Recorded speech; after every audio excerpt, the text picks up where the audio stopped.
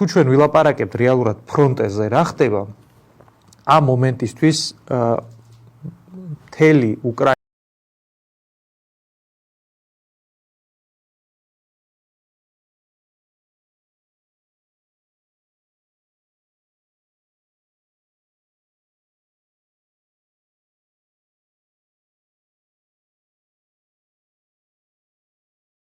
ყვები ფრონტის აქტიურ მხარეს, სხვაგანაც მიდის საბრძოლო მოქმედებები, მაგრამ სადაც ძირითადი საბრძოლო მოქმედებები მიდის, თავიდან ბოლომდე დაკავშირებულია ამ სევერსკი დონეცის თემასთან. და აი პირველი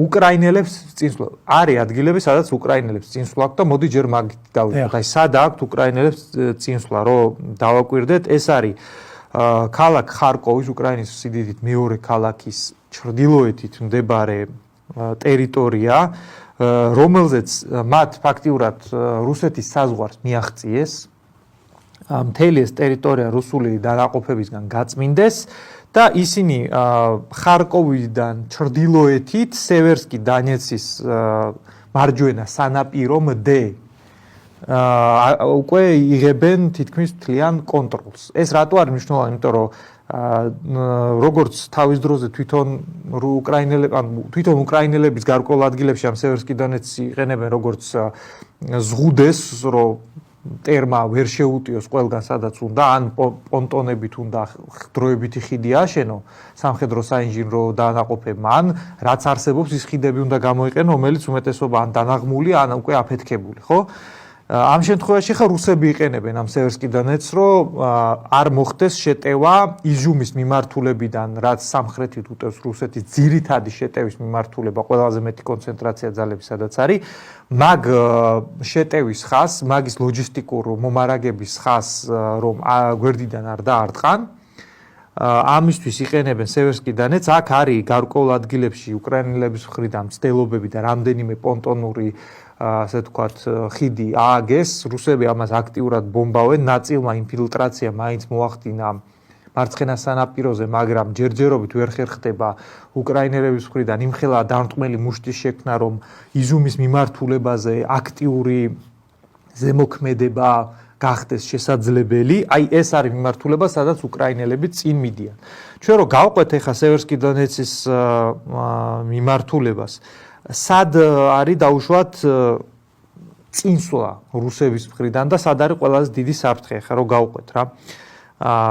არის ესეთი აგლომერაცია სევეროდონეცკი და ლისიჩანსკი, ანუ ეს ფაქტიურად ხა რუკას რო შეხედოთ, ანუ ერთი დიდი ქალაქია, რომელსაც უბრალოდ შუაში ეს სევერსკი დონეცი ყოფს და აქ სხვადასხვა ციფრები სახელდება, რუსები 8000-ზე საუბრობდნენ, 6000-ზე, მაგრამ საკმაოდ დიდი დაჯგუფება არის უკრაინული აქ გამაგრებული. და ეხლა რა მდგომარეობა ამ მომენტისთვის?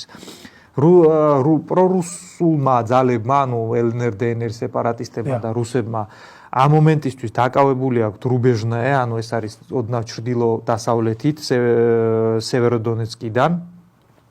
დღეს უკვე მოდიოდა ინფორმაციები, რომ სევეროდონეცკის რამდენიმე, ასე ვთქვათ, სახლში, ანუ უკვე სევეროდონეცკის შიგნით დაიწყო მოქმედებები, რამდენიმე სახლი, ანუ რაღაც კვარტალი ავიღეთო ამბობდნენ, ეხლა ეს რამდენად მართალია არ ვიცი, ეს გადასამოწმებელია, იმიტომ რომ ორივე მხარე აქტიურ დეზინფორმაციას ეწევა, მაგრამ რაშია პრობლემა? ანუ ჩრდილოეთიდან უკვე მიადგნენ ამ მოცემულობას, ანუ ამ აგლომერაციას. იქიდან გამომდინარე, რომ ცოტა ხნის წინ პაპასნაია აიღეს, აქ ეს ძალიან მნიშვნელოვანი პუნქტი იყო, მთელი ომი რაც დაიწყო, პაპასნაიაში მიდიოდა ბრძოლები, ეს უკვე სამხრეთით არის და რახან აიღეს, აქ იყო ორი ვარიანტი, ანუ ერთი შეიძლებოდა წასულიყვნენ ბახმუტის მიმართულებით, რომელიც არის დიდი სატრანსპორტო კვანძი. მეორე შეიძლება წასულიყვნენ ჩრდილოეთის მიმართულებით, ანუ ამ ლისიჩანსკ, სევეროდონეცკის მიმართულებით. დღეს რაც მოდის ახლა პირველადი ინფორმაციები, ესეც გადაუმოწმებელია, ანუ შეიძლება არ არის მთლად სწორი, მაგრამ როგორც ამბობენ, მათ აირჩიეს ჩრდილოეთი მიმართულება და რა მოცემულობა გვხდება ახლა თუ ეს ყველაფერი ასე განვითარდა.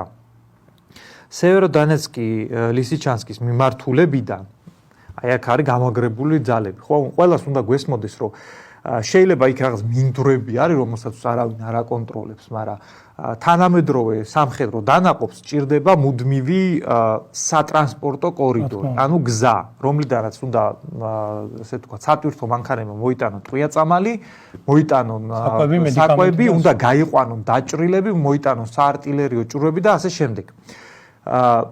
ასეთი გზები რომ ნახოთ რა დარჩა, ასე ვთქვათ, უკრაინელების კონტროლ ქვეშ. ერთი არის ესეთი თავარი მაგისტრალი, რომელიც ზუსტად ამ ბახმუტის მიმართულებით მიდის, რომელიც ეხლა გამოიყენება.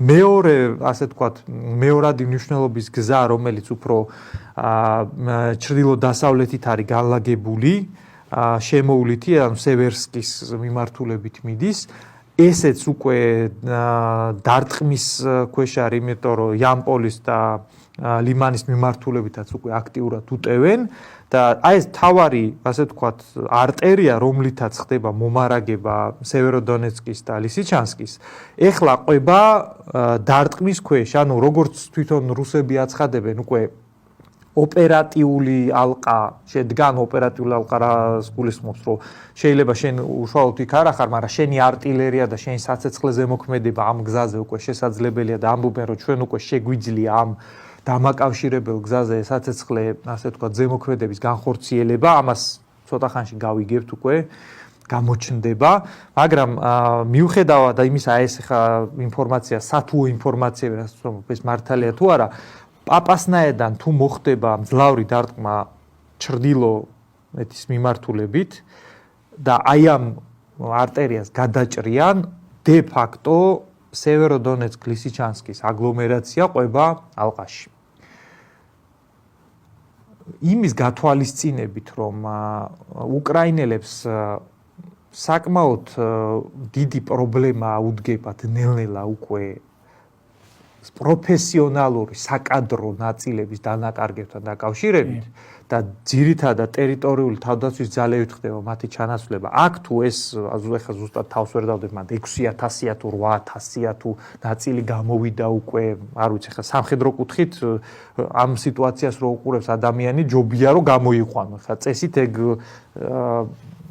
წესით დატოვონ და ხა ალყაში მოყოლას რამდენიმე ათასი ჯარისკაცის ჯობია რომ გაიყვანო და სხვა თავდაცვის ხაზზე განალაგო, მაგრამ როგორც ჩანს უკრაინელებმა იქ დააგვიანეს და თუ ეს ალყა ბოლომდე შედგა, ეხა კონტურები იკვეთება უკვე ძალიან თვალნათლივ, ეს იქნება სინამდვილეში ბევრად უფრო მძიმე მოვლენა, ვიდრე ამჟამად ეხა მარიუპოლში რაც ხდება და რატომ.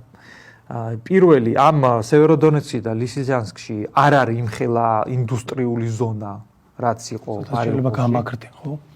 ამიტომ და აქედან მშვიდობიანი მოსახლეობაც მან არ არის იმ რაოდენობით, რაც იყო მარიუპოლში, ამიტომ ამ აგლომერაციების წმენდისას ბევრად უფრო ნაკლებად შეიკავებენ რუსები თავს, ან ჩვეულებრივად კვარტლებს დაბომბავენ, მიწასთან გაასწორებენ, არც მარიუპოლში, ასე ვთქვათ, დააკლეს, მაგრამ აქ ბევრად უფრო აქტიურად მოხდება და ну 6005, აი ყველაზე მინიმალური თქვა, 5000 კაციანი დაჯგუფება პროფესიონალი სამხედროების, რომელსაც შენ ორ კვირაში ვერ ჩაანაცვლებ. ტერიტორიული თავდაცვის ძალებს, რომელსაც რამდენიმე კვირის წინ მიცეს პირველად ხელში იარაღი და რაღაც დაჩქარებული ტრენინგი გაატარე, იმით ვერ ჩაანაცვლებ საკადრო ნაწილებს, სადაც გამართული არის როგორც სამხედრო დისციპლინა, იერარქია, რომელიც უკვე ომში არის ნაუმარი, როგორც რუსები ეძახიან აბსტრელენი, ანუ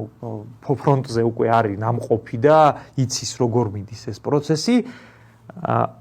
ეს არის ამ მომენტისთვის ყველაზე კრიტიკული, რაც ფრონტზე ხდება. დანარჩენი ყველაფერი არის მეორადი.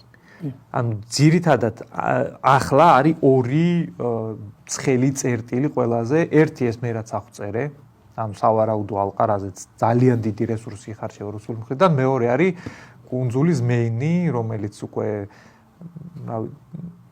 ალბათ ლამის ერთი კვირა არის გაცხარებული უკიდურესად მწვავე დაპირისპირების ადგილი, რომელზეც საკმაოდ მცირე ინფორმაცია მოდის. ერთადერთი რუსები პერიოდულად აქვეყნებენ, რომ ამდენი უპილოტო ჩამოაგდეთ, ამდენი ავიაცია ჩამოაგდეთ, უკრაინულმა მხარემ გამოაქვეყნა კადრები, როგორ ააფეთქა მათმა ბაირაქტარმა რუსული სადესანტო ვერტმფრენი, ავიაციის და ფლოტის ბრძოლა მიდის ახლა კუნძულ ზმეინისთვის, რომელიც აქაც შეიძლება ითქვას, რომ ამ შემთხვევაში მე დავეთანხმები რუსეთის გენშტაბის განცხადებას, რომ ეს უფრო პიარული კუთხის აქცია, იმიტომ რომ კუნძული ზმენი სინამდვილეში არ გადაამტვრევს არაფერს იმ მასშტაბით, რომც ახლა დაიბრუნონ უკრაინელებმა, რა მასშტაბითაც რა რესურსებიც მაგაზე დაიკარგა. რამდენი ბაირაქტარიც, რამდენი ვერტმფრენიც, რამდენი ავიაციაც, კატერებიც მან დაკარგეს უკრაინელებმა. არ ამგონია რომ ეგ მაგათ ღირდა, თუმცა ახლა მე სამხედრო ექსპერტი არა ვარ, აქ უბრალოდ გარე დამკვირვებლის პოზიციიდან შეიძლება რაღაცა ესეთი ვარაუდები გამოვთქვათ, მაგრამ თვითონ ის ფაქტი, რომ იქ შეიძლება დაუშვათ მოხდეს ისე დაკავება, ეს არის საზღვაო ტერიტორია, სადაც დომინირება მაინც რუსულ ფლოტს აქვს, უკრაინელის ფლოტი ფაქტიურად აღარ აყავთ და რომც იქ ახლა წარმატებული დესანტი განახორციელო, რაღაც მიზერული რაღაც მიწის ნაგლეჯი, სადაც ფაქტიურად შეუძლებელია წესიერი ფორტიფიცირება, ადრე თუ გვიან ამ ფლოტის მიერ მაინც იქნება ეს დესანტი განადგურებული, ამიტომ ზმეინისთან მიმართებაში უნდა ითქვას, რომ უკრაინელები არარაციონალურად ხარჯავენ ამ თავის რესურსს, ხოლო რაც შეეხება აი მთავარ მომენტს, სევეროდონეცკ ლისიჩანსკის მიმართულებას, თუ სასწრაფოდ არ მოხდება მაგ მიმართულების ევაკუაცია, ან თვისობრივად არ მოხდება დამატებითი ისეთი ძალების გადასროლა, რომელიც შეაჩერებს ამ ოპერატიული ალყის გადაზრდას სრულფასოვან ალყაში, შეიძლება მან ბევრად უფრო მძიმე სურათი ვიხილოთ, ვიდრე ის რაც ახლა აზოვსტალშია.